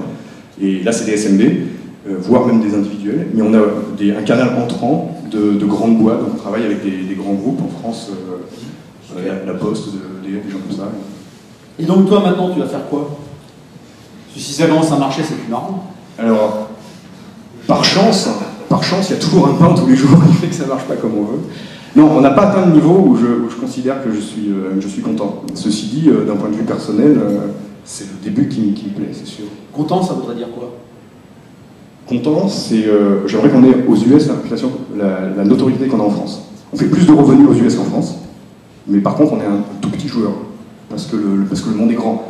Alors que l'empreinte qu'on a en France, on a une autorité spontanée dans les content marketers ou les community managers qui est près de 100%, tout le monde nous connaît. Aux US, on est un outil qui plaît, qui génère des revenus que les gens utilisent, mais on est un outil, et j'aimerais bien... c'est peut-être un petit peu de l'ego, je sais pas, mais c'est pas que de l'ego, c'est aussi une impression qu'on peut aller dans une étape supplémentaire de créer un début de marque sur cette chose-là. Et on a un début de traction là-dessus, donc j'aimerais bien... J'arrive pas à gérer la boîte uniquement sur le bottom line. Il y a des actifs intangibles qui me plaisent dans la création d'une boîte, et ça m'excite. Donc, tu as créé une boîte en France, tu en as créé une ici, parce que Scoopit, ça a été créé en France, mais ça s'est quand même pas mal développé ici après. C'est quoi pour toi les différences majeures que tu as pu percevoir? Bon, tu ne travailles pas avec des VC américains? J'ai travaillé avec des VC américains aussi dans ma boîte précédente. Voilà, j'ai travaillé avec Mayfield. On les critique beaucoup, les VC français. Tu penses que c'est justifié? Déjà, je pense pas qu'il y a les VC français, parce qu'ils ne rentrent pas tous dans la même boîte. Il y a vraiment une grande variété. Entre des gens qui font de la défisque dans une banque ou une assurance, Et les gens qui sont là depuis 15 ans, qui sont actionnaires de leur boîte, ont des comportements super différents. Moi, personnellement, Philippe Colombel et Marie Eklund, c'est devenu des amis. C'est mecs qu'on se met sur la gueule volontiers. C'est des grandes gueules, ils ont des opinions, il y a de la friction, mais on construit ensemble. J'ai vraiment l'impression qu'on construit des choses ensemble, même quand on n'est pas d'accord. Et c'est des mecs qui apportent, pardon Marie, ils apportent une grande valeur, parce qu'ils ont des opinions, ils ont de l'expérience, ils ont du réseau. J'adore. Il y en a qui sont plus en recul par rapport à ça. Moi, quand j'en ai eu 12 dans mes E6, il y en a, je pourrais les croiser dans la rue, c'est pas sûr que je les reconnaisse, c'était juste lamentable. Lamentable, pas pour des investisseurs, lamentable pour des VC, parce qu'il n'y avait pas la notion que je mets moi dans le métier de VC, qui est de faire vraiment partie de l'aventure. Ensuite, ce que j'ai vu des VC américains, c'est encore différent. D'abord, ils sont tous hands-on, tous ceux que j'ai croisés, mais en plus, chose originale qui existe très peu en France, c'est des entrepreneurs aussi. Il y a beaucoup d'entrepreneurs tournés qui sont devenus VC, et ça donne un angle encore extraordinaire. Donc ça, c'est la différence culturelle. Après, il y a une différence de comportement au-delà de la culture, qui est la notion de vitesse. Tout ce que j'ai vu avec les VC américains ici, c'est qu'il faut aller super vite. Et si c'est dans le mur, c'est dans le mur, mais il faut y aller super vite. Et en France, on a quand même besoin de rationaliser et d'analyser un petit peu plus grand. Il y a une étude très intéressante qui a été faite sur les KPIs différentes majeures pour voir les différences de perf entre les US et la France en termes de VC. La KPIs différentes majeures, c'est le temps qui reste dans un deal. Et les Américains sortent plus vite d'un deal. Si le truc ne marche pas, ben, on va tout mettre, je mets tout sur le rouge, ça plante, je passe à autre chose. Comme si leur temps, ou le temps du marché, ou la notion de temps était plus importante que le capital. Et j'ai l'impression qu'en France, on n'a pas la même notion de temps. Bon, c'est totalement trivial ce que je dis, c'est culturel aussi, ça dépasse le VC, mais quand on est dans une start-up, ça se ressent vachement. Parce que la notion de timing, c'est juste mortel. Et donc, on est tous les deux d'accord, je pense, pour dire qu'il y a des bons entrepreneurs français. Il y en a quelques-uns, il y en a dans la pièce. Il y a d'excellents ingénieurs français. Les meilleurs. Là, sans déconner. Il y a d'excellents ingénieurs français. À Toulouse, les meilleurs. Mais on n'arrive pas à avoir une scène de la start-up qui décolle en France. Qu'est-ce qui se passe mal? Alors là, tu touches mon hobby. Quand je bosse pas, mon hobby, c'est de regarder ça d'aussi près que je peux. Il y a différents canaux. Il y a France Digital, dont j'ai parlé tout à l'heure. Je suis aussi dans une association avec mon pote Ludo qui s'appelle la TIC Vallée. Donc c'est la vallée, parce qu'en fait il y a une vallée connue avec du silicone, il y en a une à peu près équivalente à Toulouse, dont le président, le fondateur, c'est mon pote Ludo, et on essaie de regrouper un écosystème pour favoriser l'éclosion de start-up dans les technologies d'information. Donc je regarde ça de près, les facteurs sont hyper nombreux, on les connaît tous. Moi, le facteur qui me gêne le plus, ce n'est plus celui que j'annonçais avant, et avant j'annonçais la peur. Mais c'est plus ça. Mais ça a été le cas avant, parce que j'ai connu toute une génération de gens qui ne voulaient pas se lancer, parce que quand ils sortaient de l'école avec un diplôme et quelque chose qui avait un petit peu de gueule, les premières questions qu'ils posaient quand on les croisait, c'était les RTT, ce genre de trucs. J'ai pas de problème là-dessus, j'ai pas de dogme, j'ai pas de philosophie, c'est très bien que les gens adorent ça. Mais clairement, on était très loin de l'esprit d'aventure. Maintenant, la génération qui est aujourd'hui, je pense qu'il n'y a plus tellement ce facteur de peur. Les mecs qui se lancent, c'est même à la limite, ils vont à la fleur au fusil, quoi. Ils vont se prendre des rafales en première ligne, c'est juste hallucinant, mais ils y vont. Donc je crois que le facteur de peur n'est plus le facteur numéro 1. Le facteur, moi, que je trouve terrifiant, c'est la chaîne alimentaire. Pour que ça marche, il faut que ça marche du business angels jusqu'au M&A, ou jusqu'à l'IPO. Et nous, on a des trous partout dans cette chaîne. On n'a pas de business angels, on a des investisseurs, on a des VC qui font du seed, en grande partie grâce à l'argent du gouvernement d'ailleurs, mais why not, c'est une façon de faire. Donc on n'a pas de PA, mais on a des VC de seed, on a aussi des VC de premier tour, deuxième tour, et puis après, il n'y a plus de cycle. Et ça, c'est horrible. Et c'est pas horrible simplement en termes de sortie capitalistique, c'est aussi horrible pour faire du business. Les boîtes françaises ne font même pas de business avec les startups. Et quand tu veux travailler avec, tu passes aux achats. Moi, le premier truc que je ferais, le truc super pragmatique, si ce pouvoir-là existait, ça serait qu'au niveau business, sans même parler de la chaîne capitalistique, c'est de permettre aux petites boîtes françaises de faire du business avec les grosses boîtes françaises. C'est-à-dire se créer un marché, se consolider. Parce que quand on vient aux US, ça coûte la peau des... Hein, et si tu n'as pas derrière un backup, soit capitalistique, soit de façon organique par ton marché local, c'est super dur. Ce marché local il est vraiment très très difficile à acquérir. Moi, quand j'étais dans mes 6, c'était l'époque de la guerre du Golfe, où ils avaient renommé les French fries Freedom Fries, tellement c'était bien d'être français. Et j'avais passé une quinzaine de meetings avec des boîtes que je connaissais, dont mon employeur précédent, pour essayer de leur enfourrer ma daube. Et je suis venu au Texas, et j'ai fait un deal en un meeting au Texas. Les mecs, des Français, presque ils te crachent dessus, mais ils regardent le truc, ouais, ça marche, poignée de main, on prend le risque, et puis on verra. Puis ça marche pas, tant pis, puis ça marche, tant mieux, j'ai un edge sur mes concurrents. Et ils se lancent comme ça, avec cette audace, cette flexibilité, alors qu'il y a des verrous partout en France, comme dans les grosses boîtes, et ça, honnêtement, ça me fait peur. C'est pas un problème politique, c'est bien pire que ça. Tout à fait. Ça rejoint exactement ce que j'ai vécu. J'ai ma cofondatrice qui est là-bas. Et la société qu'on avait fait en France, on était à... Ça invente pas ça. On était à Gentilly, rue Lénine. Pour travailler avec les Américains, à Dragon. Pour vous donner l'adresse. Bon. Et on n'arrivait pas à travailler avec l'armée française qui était à Montrouge. On avait signé des deals avec le mode anglais, avec l'OTAN, avec l'armée allemande. Et pas l'armée française. Parce qu'on était trop petits, ils avaient travaillé avec Intergraph. Des Américains, c'est quand même plus chic, quoi, quand même. Et je sais pas trop d'où ça vient, ça. Je sais pas si c'est le fait que c'est pas... On peut même plus dire maintenant que c'est pas la même formation, que c'est pas les mêmes écoles. Parce que je vois plein de petits techniciens centraliens, etc., qui se jettent sur les startups maintenant, et qui créent leur business. Ouais, on va peut-être voir, peut-être que ça va changer à cause de ça. Moi, je crois que pour que ça change, c'est que quand tu vois pourquoi les boîtes américaines arrivent à faire du business avec des petites boîtes, parce que les gens qui sont dans les boîtes américaines, à un moment donné, ils étaient dans une petite boîte. Ouais, il y a une perméabilité beaucoup plus grande. Il y a une perméabilité beaucoup plus grande, et en plus, l'âge des boîtes est plus limité. Donc quand une boîte en France, t'arrives dans la boîte, elle a déjà 120 ans, la boîte. T'as aucune chance de connaître le petit-fils du fondateur, donc la notion de c'est ma boîte n'existe pas. Thomson, ça a quel âge? Ça a 100 ans, je pense. Thomson, ça a 5000 ans. Non, c'est une super boîte. Non, ça semble avoir 5000 ans, je crois pas. Je crois que le nom Thomson vient d'un fondateur américain, je crois, qui est venu en France après la guerre. Ne me demandez pas laquelle. Je pense que ça doit être la deuxième, parce que l'électronique a été créée dans la Silicon Valley. Mais le point, c'est que quand on dit dans une boîte américaine de grande taille, on a des chances parfois que notre interlocuteur soit un entrepreneur. Quand on dit dans une grande boîte en France, on n'a aucune chance. Donc le mec, il ne comprend pas. C'est pas qu'il est méchant, c'est qu'il juste ne comprend pas. Et on a un intérêt mutuel à apprendre à travailler ensemble. L'intérêt pour la petite boîte, bien évidemment, c'est d'avoir un marché, mais il y a un intérêt pour la grande boîte. C'est pas de l'aumône qu'on demande. La grande boîte, c'est sa seule façon d'aller vite, de travailler avec les startups. Et les boîtes françaises préfèrent aller doucement plutôt que de prendre le risque de travailler avec des petits. J'ai regardé ça, j'avais aussi trouvé qu'il y avait un problème de valorisation des startups. Où souvent la discussion, quand on est avec une grosse boîte française qui veut racheter, c'est OK, vous avez investi combien? On vous donne 20% de plus. C'est sympa quand même. Et Facebook, par exemple, c'est pas ça. La valorisation n'est pas calculée comme ça généralement. WhatsApp, c'est pas comme ça que ça a été calculé, j'ai l'impression. Et bon, ça revient pas. Enfin, je sais pas, François, tu as déjà vu des gens qui achetaient une société demander combien il était investi pour calculer la valeur? Ça se fait pas, quoi. En France, c'est un peu le principe, je crois. Ça reste ça. Oui, tout à fait. Mais et ça se dit, remarquez, quelque part, c'est pas complètement stupide non plus. Vous avez investi tant, vous voulez avoir un retour sur votre investissement, on le comprend, on discute le retour sur investissement. Pourquoi pas? Moi, ça, très honnêtement, ça me choque pas.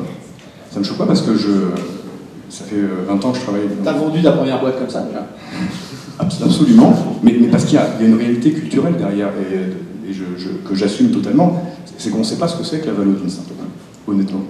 C'est super dur. Moi, quand j'étais à IBM, on avait des tas de façons de l'estimer. Il y a du tangible, mais il n'y a pas que du tangible dedans. Il y a plein de trucs qui sont vachement difficiles à mettre en équation.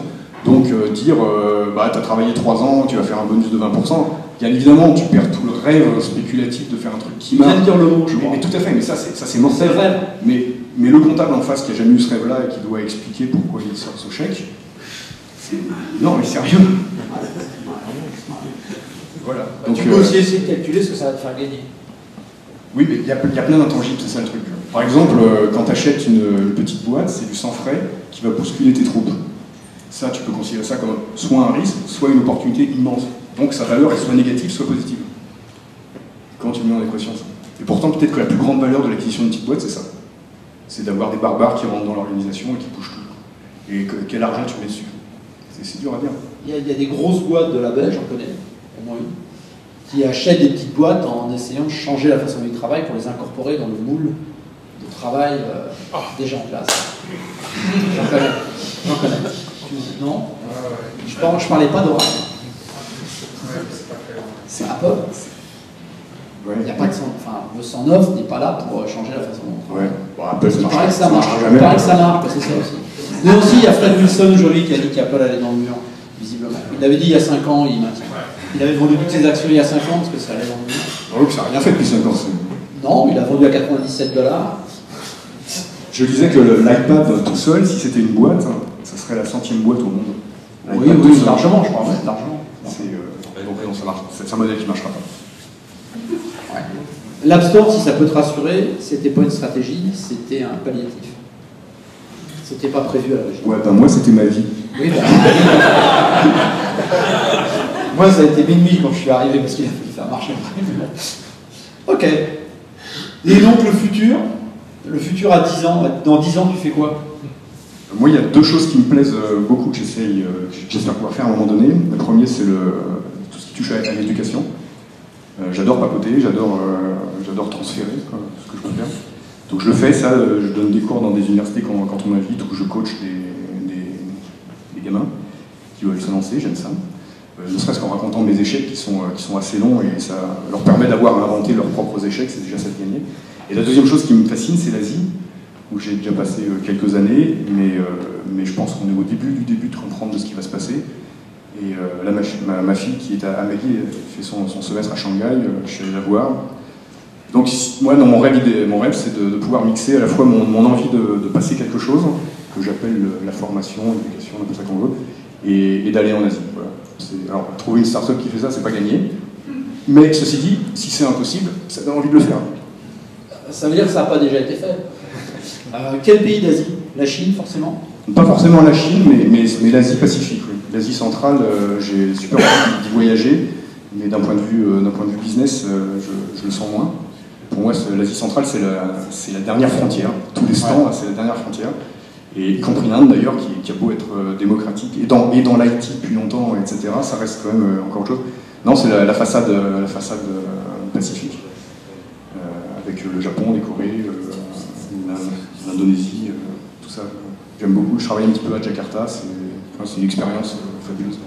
J'ai beaucoup appris en travaillant en Asie à relativiser mes jugements. Ouais. Tout ce que tu crois être juste, ou vrai, ou bon, c'est remis à plat et c'est déroutant. Et si on survit, je pense qu'on apprend beaucoup. Si on survit. Parfait. Bah, écoute, va au Vietnam. Ouais. Bah, écoute, merci. Aline, je ne suis pas certaine dans les créneaux horaires, j'espère. Ok. On va passer à quelques questions. J'en vois au moins une dans le fond de la salle. Les gens l'applaudissent.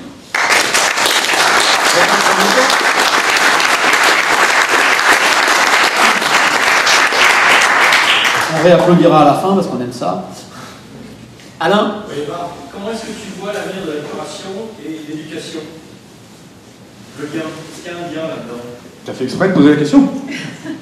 J'ai été invité par le vice-président Microsoft Education Worldwide à faire un blog post sur son blog personnel pour expliquer la relation entre les deux, tellement c'est une évidence que l'un et l'autre est l'un. Et je peux expliquer pourquoi, c'est pas de l'autopub sur le mot curation, c'est un point qui est super important, c'est qu'aujourd'hui, il n'y a plus de sachant, il n'y a plus personne qui sait rien. La connaissance, c'est le web, c'est Google, c'est Wikipédia. Et c'est un bâtard, il n'y a pas un prof qui peut savoir autant. Prof, journaliste, ça s'applique à tous les métiers des sachants.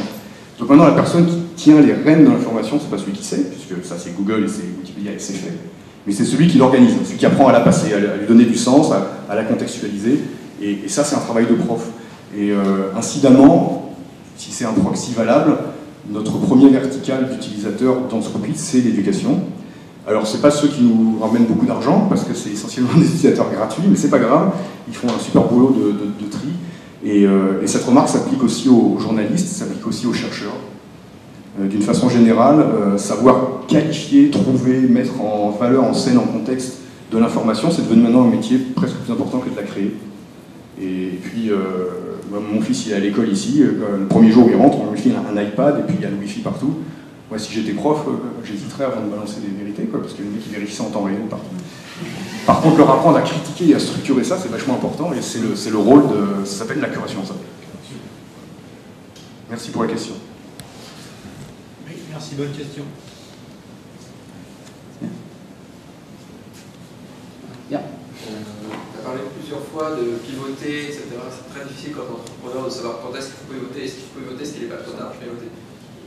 Un retour d'expérience sur comment tu as décidé tes pivots et a priori tu as plutôt bien su pivoter, donc il y a peut-être des choses à partager sur ça. Ouais, j'ai pivoté 2 fois sur Meiosis et 2 fois sur Goodjet qui s'est appelé Scoopit ensuite.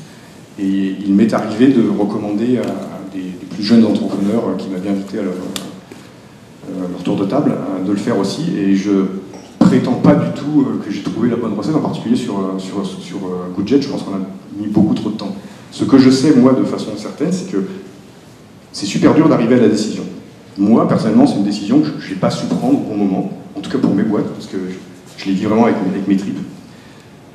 Mais ce que j'ai bien compris, c'est qu'une fois qu'on avait atteint une décision, c'est la façon d'exécuter. Et ça, je pense que j'ai bien exécuté, c'est-à-dire juste d'abord le faire avec un rythme fou, en repartant sur une vision et non pas sur un abandon, en mettant tous les stakeholders dans la boucle, avec des degrés d'information qui peuvent varier, mais tout le monde doit être dans la boucle. Et que comme ça, au moment où tu tournes le bateau, il y a vraiment tout le monde qui passe du bon côté, et puis qui tire la ficelle, et puis ça repart sur le cap. Le processus de décision et de réflexion, je pense qu'il appartient à tout le monde, et moi je sais pas dire. Le mien est plutôt long parce que j'aime pas abandonner les gens, mais quand une décision est prise, après c'est agressivité totale. On oublie tout, et nous on a tout jeté, on a jeté le code source, on n'a pas regardé ce qu'on allait récupérer, on a tout jeté, la marque, tout. C'était hyper douloureux, mais on a brûlé nos vaisseaux, et puis on est reparti d'un seul homme dans l'autre direction. VC, employés, clients, etc. Les seuls qui ont râlé, c'est les gens qui utilisaient le système avant. Ils ont même monté un fan club sur Facebook où ils continuent leurs échanges. Mais voilà, donc non, je ne sais pas dire du tout comment on décide, je pense comprendre comment on exécute. Et les 2 mots-clés, c'est la vitesse et l'ouverture. Il faut que tous les gens qui jouent autour soient au courant d'une façon ou d'une autre. Je crois que tu l'as dit aussi, c'est le fait de tout mettre dans le tournant. Docker, c'est un pivot aussi, à la base. À l'origine, c'était un pass. Et la force, ça a été au moment où Salomon a dit bon, ça marche pas. Il est passé ici, il y a 4 mois, Salomon 3. Ça a été de dire bon, on met tout. On ne met pas 2 ingénieurs pour regarder. En France, on essaie généralement de faire les choses. Oh, j'en ai entendu une très rigolote de blague, ça va me détendre. L'autre jour. Et vous ne le savez pas certainement, mais la Belgique, à l'origine, tout le monde roulait à gauche.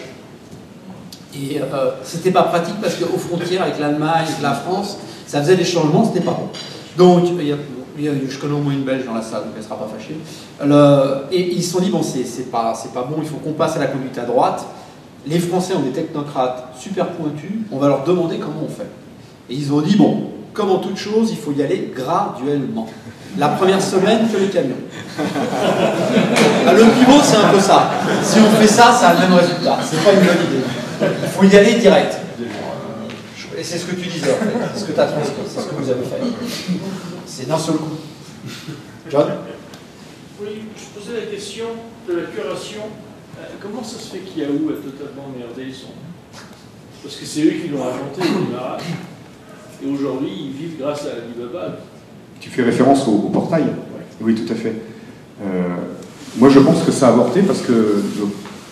D'abord, encore merci pour cette question, parce que là, tu touches à un truc de passion. Je vais faire une réponse un tout petit peu alambiquée, mais pour reprendre la façon dont l'information a été gérée historiquement dans l'Internet, les portails, c'était la première façon de gérer. Et les portails, c'était de la curation, mais c'était de la curation dictatoriale. C'est-à-dire très peu de personnes choisissaient pour beaucoup. Après, il y a eu les moteurs de recherche, c'est des robots qui ont décidé, puis après, il y a eu les médias sociaux, c'est parce que t'es copain avec la cousine de ma voisine qui connaît le copain du voisin, que tu reçois quelque chose qui qualifie absolument pas ce que tu as reçu, mais bon, c'est une façon moins robotique de recevoir. Donc il y a ces 3 façons, historiquement. Les portails, les robots, les réseaux sociaux, les connexions sociales. Le portail, c'était très bien, sauf que ça tue toute la notion de longue traîne. Parce que tu as un dictateur qui doit décider pour tout le monde, et tout le monde, on arrive à faire la même chose. Et c'était super pratique. Mais aujourd'hui, ça marche plus. Sur un portail, tu vas faire quoi? Tu vas faire finance, sport, météo, c'est super intéressant. Je sais pas quelle est ta passion. Moi, j'ai, par exemple, 2 passions sur lesquelles soit je lis de la curation, soit j'en fais. Un, c'est le violon, mais le violon acoustique dans le jazz oriental. C'est un peu niche. Et l'autre, c'est le jeu de Go. Donc, il n'y a aucun portail au monde où tu vas trouver ça. Par contre, on a des curateurs de malades, on a des professionnels qui viennent faire ça.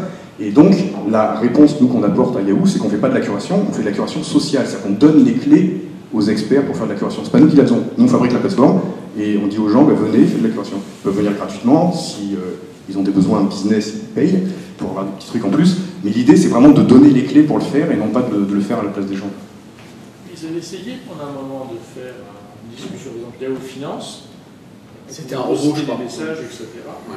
Et ils ont totalement oublié après. Ouais, Moi, j'aime bien Scoopy. c'est vrai, cool, merci. C'est quand même mieux qu'Yahoo. Largement. Encore que bon, d'un point de vue CEO, légère préférence pour Yahoo. Là-dedans, qu'est-ce que tu vois comme place pour Quora? Alors, nous, on a une façon de découper l'Internet en fonction de comment tu cherches les choses. Donc, les médias sociaux, on a compris, c'est les connexions sociales. Les moteurs de recherche, on a compris. Ça, c'est la première couche pour trouver l'Internet. Et derrière, il y a des façons plus verticalisées, plus tranchées. Par exemple, tu cherches une présentation, tu vas chez SlideShare. Tu cherches une vidéo, tu vas où tu veux. Donc, pour nous, Quora, c'est le format. Ce que tu cherches, c'est une question ou c'est une réponse. Qui a quelque chose de commun avec nous, c'est qu'ils sont focalisés, ou ils essaient de se focaliser sur les choses sérieuses, professionnelles, des experts.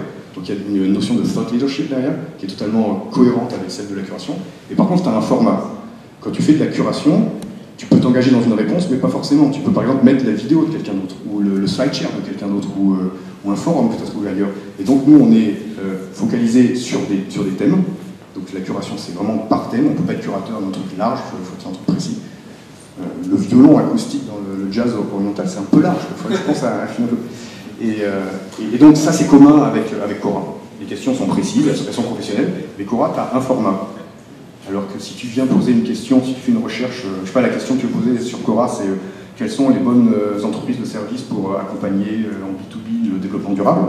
Tu poses cette question, tu vas trouver des gens qui vont répondre. Si tu fais la même recherche sur Scoopit, tu vas trouver non pas une réponse à cette question précisément, mais une collection de contenus multi-formats, donc ça peut être des sites web, ça peut être des blogs, ça peut être des tweets, ça peut être des slideshares, des vidéos, des photos, whatever, qui correspondent à ta requête, et toi tu vas te faire ton opinion en lisant ça comme un média. Mais l'autre différence avec Quora, c'est que leur fondateur est beaucoup plus riche. C'est pas forcément une bonne chose tout le temps. Regardez où. Le fait est, si on avait eu moins d'argent dans le budget, on aurait pu voter plus vite. Ouais. Ça, c'est un autre. Je suis pas en train de reprocher à mes VC de m'avoir donné de l'argent. On parlera pas du tour suivant, comment ça peut se passer. C'est une autre question.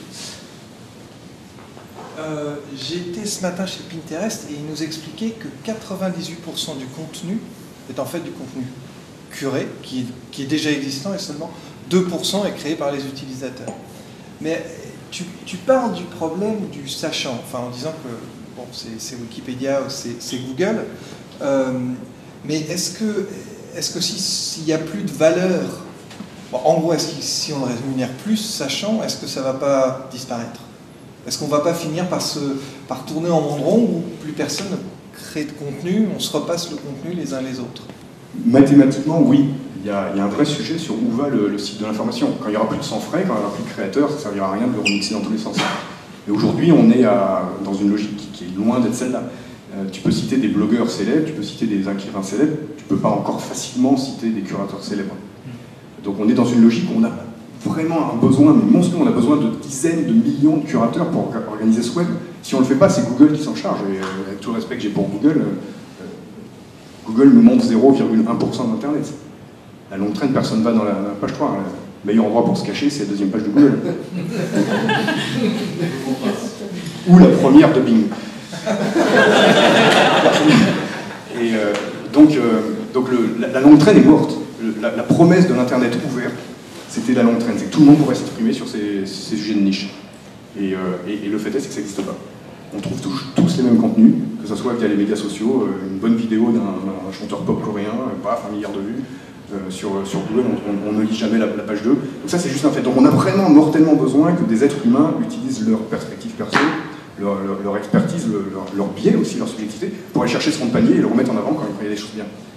Après, quand on aura 1 milliard d'individus qui font ça et plus personne qui écrit, on aura un problème. Et donc je ne pense pas que le modèle soit pérenne tel qu'il est. C'est une évolution, il y en aura 200 000 autres encore. Mais je pense qu'on est tranquille pendant un moment, tellement on a besoin d'aller racler cette fond de tiroir où il y a des contenus fabuleux qui n'ont jamais aucune audience. L'enjeu, c'est vraiment ça. Et toi, en tant que curateur, si tu vas les trouver, ces trucs-là, et que tu les mets en avant, ça t'a coûté beaucoup moins que de les créer. mais ça va te rapporter quand même, parce que tu as fait l'effort d'aller les trouver, de les qualifier, de les mettre en avant, de les projeter devant une nouvelle scène. Et donc ça, c'est super vertueux. Pendant combien de temps, je n'ai pas d'idée.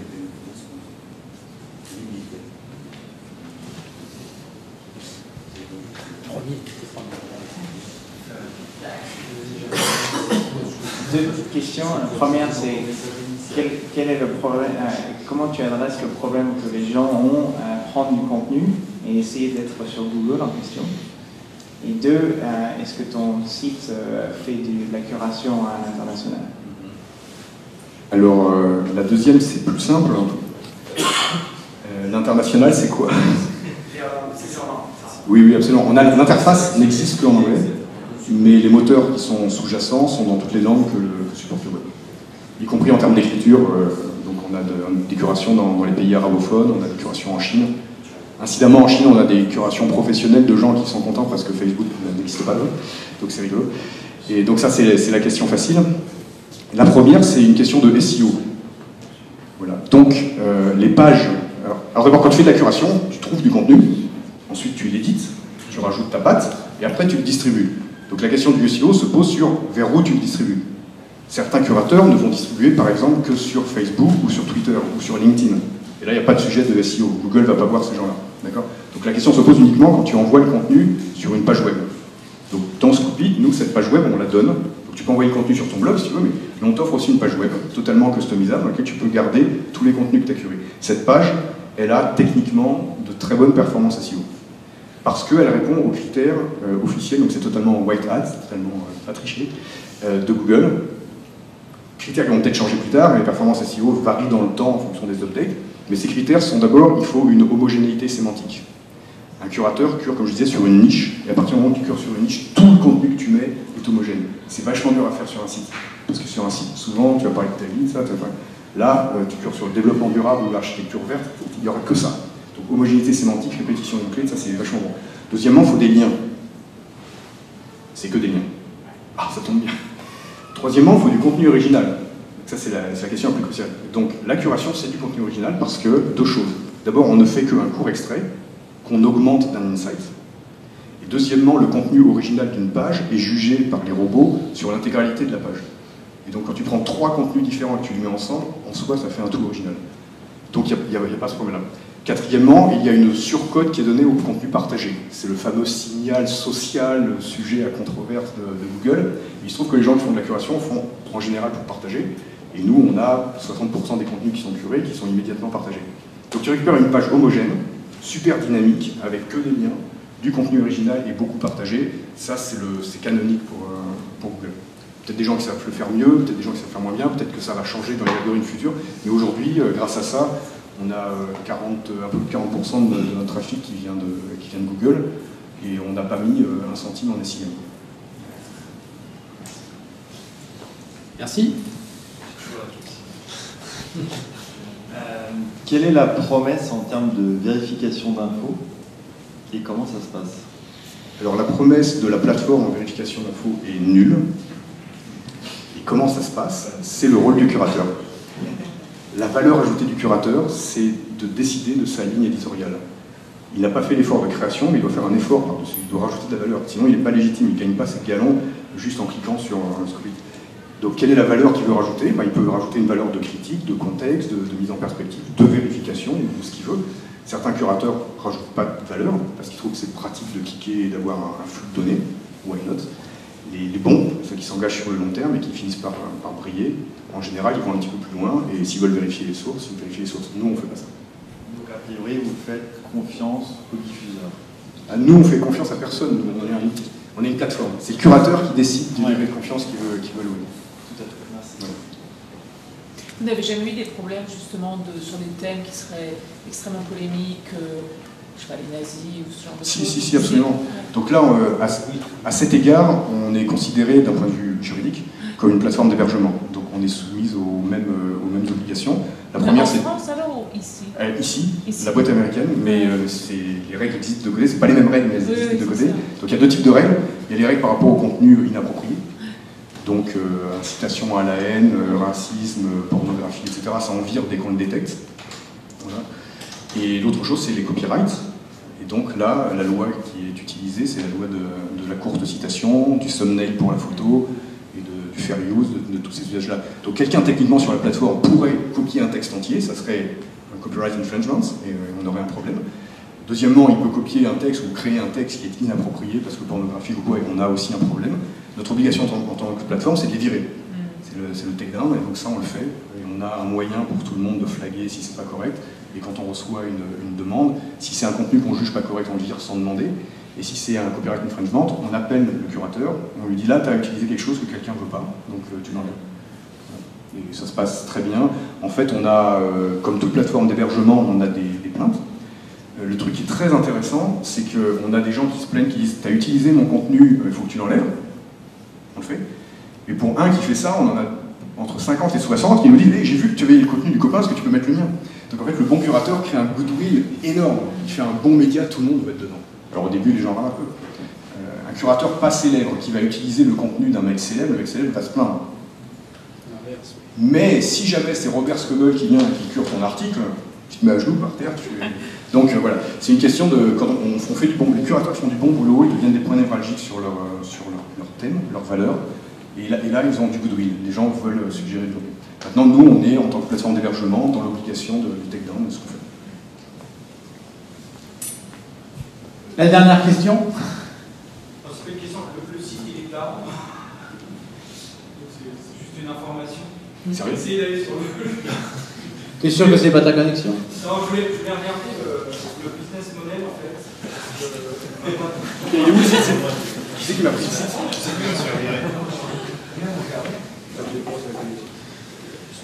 Non, le business model, est-ce que tu peux nous en dire plus sur le... Ouais, donc... Parce que c'est vrai qu'il y a une vraie valeur à constituer sur ce site autour d'une thématique donnée pendant des heures, il y a les articles, les différents éléments. Et du coup, qui paye? Et est-ce qu'on peut être rémunéré finalement si on a cette valeur? Alors c'est un outil SaaS B2B, c'est-à-dire qu'on loue la plateforme aux entreprises, et quand les entreprises payent, elles obtiennent des fonctions supplémentaires que les autres n'ont pas. Telles la customisation des pages jusqu'au white label, des analytics, davantage de quantité sur à peu près toutes les métriques qui existent, nombre de topics, nombre de scoops, nombre de médias sociaux, etc. La possibilité de travailler en équipe, l'accès à une API qui leur permet d'intégrer dans le site, le scheduling des posts. Donc on a tout un ensemble de fonctions qui sont des vraies fonctions de content marketing. Donc les entreprises elles rentrent dans une logique de dire je vais pas simplement m'amuser à collecter quelques contenus, mais je vais intégrer la curation dans ma ligne éditoriale, dans ma stratégie de contenu. Ben, il y a besoin d'outils supplémentaires, ces outils sont payants et il y a plusieurs degrés de paiement en fonction des fonctions qu'on libère. On fait à peu près la moitié de nos revenus sur des abonnements mensuels en ligne, donc des gens qui viennent, on ne les connaît pas, ils mettent leur carte de crédit, voilà. Et l'autre moitié, c'est des appels entrants de boîtes plus grandes qui demandent des choses un peu plus ad hoc. Auquel cas, on ne fait pas des trucs au mois, mais on fait plutôt des trucs à l'année, un petit peu plus substantiels. On a même une version privée, white label, qu'on livre en entreprise pour faire de la curation sociale à l'intérieur de l'entreprise, pour faire du knowledge management ou du thought leadership dans l'entreprise. Donc ça marche pas mal aussi. Donc nous, on est sur une logique de louer l'accès à la plateforme. Si je suis un expert dans un domaine particulier, je dois payer ce prix pour avoir accès... Voilà, on est un outil. On ne s'insère pas dans la chaîne du contenu. On ne sait pas quel est le contenu qui passe, on le touche pas, on le paye pas, on le rémunère pas, on ne se fait pas payer dessus non plus, on ne met pas de pub dans le contenu.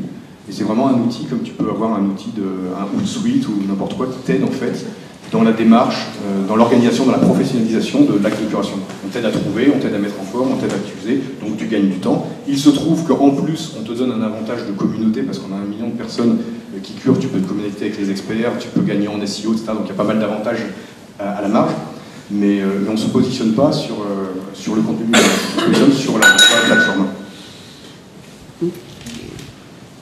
On va arrêter là, je crois. Merci beaucoup. Je crois qu'on a tous beaucoup appris.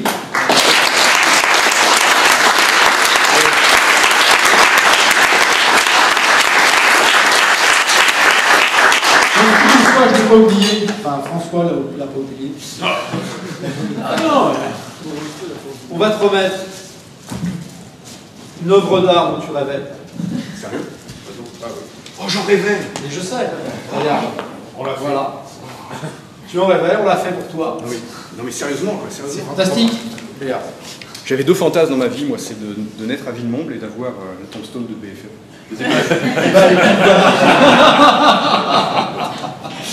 Merci, c'est super sympa. Merci beaucoup tout le monde. Avec plaisir, merci d'être venu. Notre prochain événement, je le rappelle, notre prochain événement sera un peu spécial, les 20 ans, $20. Je ne peux pas attendre pour les 50 ans,